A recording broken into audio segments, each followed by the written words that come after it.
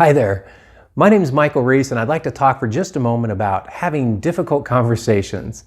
Just about everyone has probably avoided having really meaningful, important conversations, whether it's conversations that you need to have with a boss or with coworkers or direct reports, or even a conversation that you need to have with a spouse or children. Why is it that we put off these conversations? Because they're difficult. And if experience tells us anything, the last time I jumped into a difficult conversation, it went horribly wrong. And so we avoid it altogether. However, if we think about it long enough, we can probably come up with some examples where we've had a really difficult conversation, we've provided feedback or constructive criticism, and it's gone well. In fact, in some cases, it builds the relationship, it builds trust, it increases productivity. So why is it that sometimes we have these difficult conversations and they go so horribly wrong, and other times they go great and increase and improve a relationship? I'd like to offer 3 suggestions on things that we can do during difficult conversations or preparing for conversations that will increase the likelihood that you'll have that positive result. The first thing is that we have to go into a conversation believing that the impact is going to be positive. So you can call it the self-fulfilling prophecy or the placebo effect, but we have to tell ourselves that the outcome will be positive. So the chances are, if right now you are avoiding a conversation, it's because you're telling yourself in the back of your head, it's going to go negative. It's going to have a negative impact, and so I'm not even going to deal with that conversation. So the first thing we need to do is say, it's going to have a positive outcome. Now what's interesting, as soon as you do that, as soon as you go from telling yourself it's going to be negative to telling yourself, I'm going to figure out a positive way to have this conversation, something switches in your brain and it becomes physiologically better able to be creative and come up with solutions.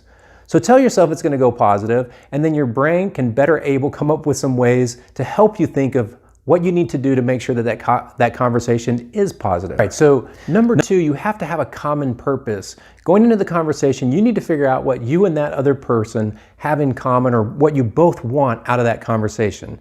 Now sometimes this can be a little bit challenging. For example, if you're going to have a performance conversation with a direct report and things haven't been going really well, you're going to have to go in there and have a pretty tough conversation about their performance and what's not happening. So what is the common goal, the common theme that you both have? It might be something like you both want your employee to be motivated, engaged. I don't know any employee who doesn't want to be successful and productive in their job. And so maybe that's where you start as your common purpose. But walking into the conversation, you have to figure out what that common purpose is. If you don't have a common purpose, it means that you're probably walking into more of a debate or an argument rather than a conversation. Number 3, we need to not let ourselves get offended. And I say not let ourselves get offended because isn't that really what we do? We go into a conversation and we hear something or we see something and we assume evil intent behind it and we become offended. We tell ourselves a story as to why we should be offended. And so what we need to do is we need to back up from that interpretation, and we need to assume 2 things before we interpret. First of all, we need to assume that that other person had good intent. Maybe it wasn't for us, but that person had some good intent, whether it was for the success of the project or the success of the company or the team. That person had some good intent. That's going to be our starting assumption. The second thing that we're going to assume that that person is being logical and rational, because so often we get offended because we say that person was illogical or they're irrational, they're just a little bit crazy, and so we become offended. So the second thing that we're going to assume is that they're being logical and rational. So we assume that they have good intent, that they're logical and rational.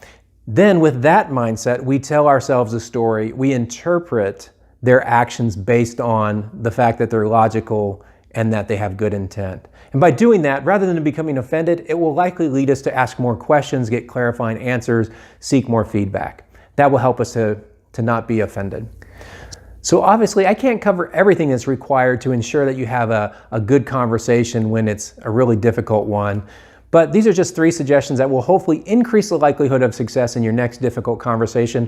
Hopefully you found them helpful. If you have any suggestions, please feel free to leave me a comment, and have a great day. Thanks.